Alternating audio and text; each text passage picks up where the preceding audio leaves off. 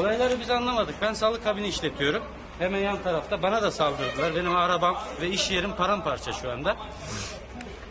Benim anlamadığım benim arabamı Kürt grup, BDP'li grup, Kürt demeyelim onlara, BDP'li grup kırdı.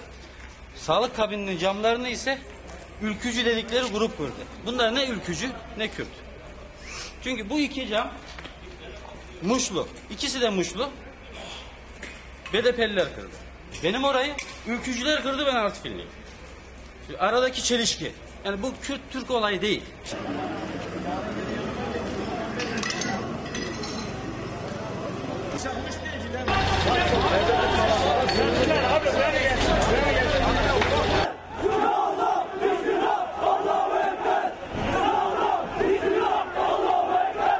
Bak camlara bak. Bak dükkanın camlarına bak. Tüm camlar bu cam bu. Öbür tarafta.